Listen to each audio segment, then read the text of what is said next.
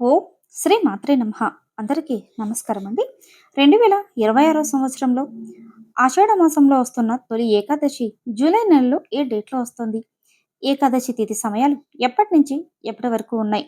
ఉపవాసం, పారణ సమయాలు, నైవేద్యం, విశిష్టత, తొలి ఏకాదశి యొక్క నియమాలు, పూజా విధానం గురించి ఇవాల్టి వీడియోలో వివరంగా తెలుసుకుందామండి. ఆషాఢ మాసంలో వచ్చే శుక్లపక్ష ఏకాదశిని తొలి ఏకాదశి అని పిలుస్తారండి. దీనికే దేవశయని ఏకాదశి, పద్మనాభ ఏకాదశి, హరిశయని ఏకాదశి వంటి పేర్లు కూడా ఉన్నాయి. దక్షిణాయానం ప్రారంభమైన తర్వాత వచ్చే తొలి పండుగే ఇది. క్షీరసాగరంలో శేషతల్పంపై శ్రీహరి ఆషాఢ మాసంలోని తొలి ఏకాదశి నాడు యోగనిద్రకు సమాయత్తమవుతాడని విష్ణు పురాణంలో చెప్తుంది. అందుకే దీన్ని శయన ఏకాదశిగా కూడా పిలుస్తారు. హరి అనే ఒక రెండు అక్షరాలు పలికితే చాలు ఒక తెలియని ఆధ్యాత్మిక ఆనందం అందుతుంది. మనం ఏ పని చేస్తున్నా ఎక్కడ ఉన్నా హరి అన్న పదం పలికితే చాలు ఆ హరిస్వరూపుడైనటువంటి మహావిష్ణుమూర్తి మంచి ఆరోగ్యం ప్రసాదిస్తారని పురాణ ఇతిహాసాలు చెబుతున్నాయి. అటువంటి విష్ణుదేవుడికి ఎంతో ప్రీతిపాత్రమైనటువంటి పండుగే ఈ తొలి ఏకాదశి అండి. పెళ్ళైన కొత్త దంపతులు తెలుగు రోగిలిలో ఉన్న ప్రతి ఒక్కరూ కూడా ఈ తొలి ఏకాదశిని ఎంతో నిష్టగా నిర్వహించుకుంటారు. అటువంటి తొలి ఏకాదశి రోజున పెళ్ళైన నవదంపతులు నిజానికి ఆషాఢ మాసంలో వారిరువురు కూడా దూరంగా ఉన్నప్పటికీ ఇద్దరూ కలిసి జంటగా సాంప్రదాయంగా వైష్ణవ క్షేత్రాలలో మహావిష్ణువు గాని కలియుగ ప్రత్యక్ష దైవమైన శ్రీ వెంకటేశ్వర స్వామి వారిని దర్శిస్తే సకల సౌఖ్యాలు స్వామివారు అదేవిధంగా అమ్మవారు సైతం ఆ నవదంపతులకు ప్రసాదిస్తారని చెబుతూ ఉంటారు. ఏకాదశి తిథి అంటేనే ప్రత్యేకంగా శ్రీ మహావిష్ణుమూర్తికి సంబంధించిన పండుగ. కానీ ఆషాఢ మాసంలో వచ్చే తొలి ఏకాదశి తిథికి మాత్రం ఒక ప్రత్యేకత ఉందండి. ఈ రోజు నుండి శ్రీ మహావిష్ణువు క్షీరసాగరంలో యోగ నిద్రలోకి వెళ్ళి 4 నెలల పాటు విశ్రాంతి తీసుకుంటాడు. ఈ కాలాన్నే చాతుర్మాసం అని అంటారండి. ఇంతటి విశిష్టమైనటువంటి తొలి ఏకాదశి ఆషాఢ మాసంలో జూలై నెలలో ఏ డేట్లో వస్తుంది? తిథి సమయాలు పారణ గురించి ఇప్పుడు చూద్దామండి.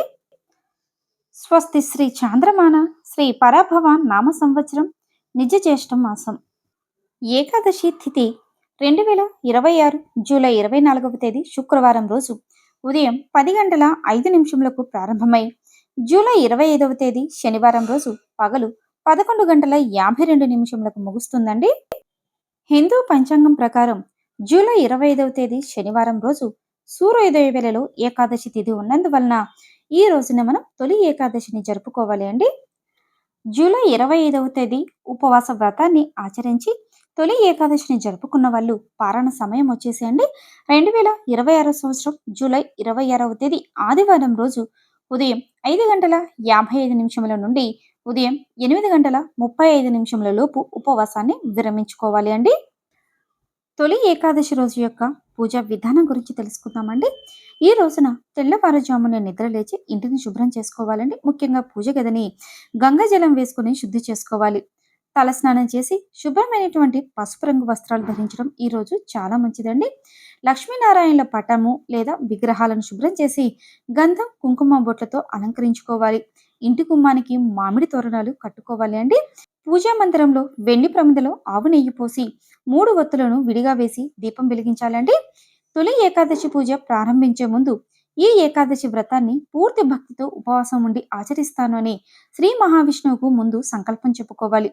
శ్రీ విష్ణుమూర్తికి ఇష్టమైనటువంటి పూలు తులసి దళాలతో పూజించుకోవాలండి. తులసి దళాలు విష్ణువుకి చాలా ఇష్టమైనటువంటి అందరికీ తెలుసు కదండి. ఈ రోజున వాటిని కొయ్యకూడదన్నమాట. ముందు రోజే కోసి పూజకు సిద్ధం చేసుకోవాలి అండి. ఈ రోజున పూజలో ఓం నమో నారాయణాయ లేదా ఓం నమో భగవతే వాసుదేవాయ అనే మంత్రాలను జపిస్తూ పూజ చేసుకోవాలి అండి. విష్ణు సహస్రనామాలు విష్ణు అష్టోత్తరాలను పఠించుకోవాలి.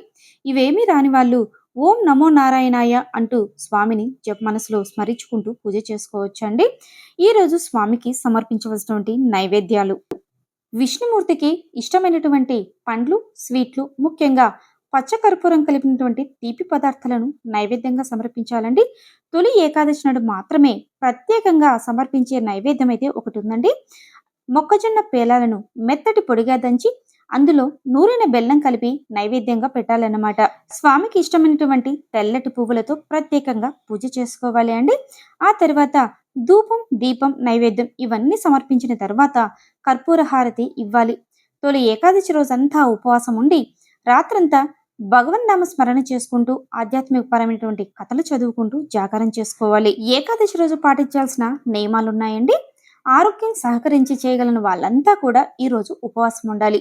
పూర్తి ఉపవాసం సాధ్యం కాని వాళ్ళు పాలు, పండ్లు వంటి పదార్థాలను కూడా తీసుకోవచ్చండి.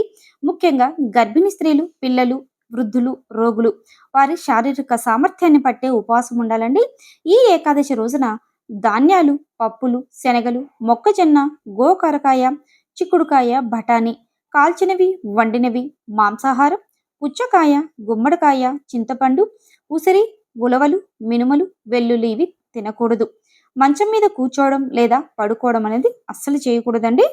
ఏకాదశి తర్వాత రోజు అంటే ద్వాదశి రోజు ఉదయం విష్ణుమూర్తిని పూజించాలి. పంచాంగం ప్రకారం ఉపవాసం విరమించడానికి శుభ సమయం చూసి ఆ సమయంలో బ్రాహ్మణునికి భోజనం పెట్టి మీ శక్తికి తగిన విధంగా ఏవైనా దానం చేసుకొని ఉపవాస దీక్ష అనేది విరమించుకోవాలండి. తులసి దళాలు కలిపిన నీరు త్రాగి లేదా బియ్యంతో చేసిన ఆహారాన్ని తినడం ద్వారా ఈరోజు ఉపవాసాన్ని విరమించుకోవచ్చు. ఈ తొలి ఏకాదశి రోజు నుంచి మనకి తెలుగు పండుగలన్నవి వరుసగా ప్రారంభమవుతాయండి. ఈ రోజున మీకు దగ్గరలో ఉన్నటువంటి విష్ణు ఆలయాలను సందర్శించి ప్రత్యేక పూజలు చేయించుకుంటే ఇంకా చాలా మంచిది. తొలి ఏకాదశి రోజు జాగరణ చేయడం ద్వారా పాపాలు తొలగిపోయి శుభ ఫలితాలైతే కలుగుతాయండి.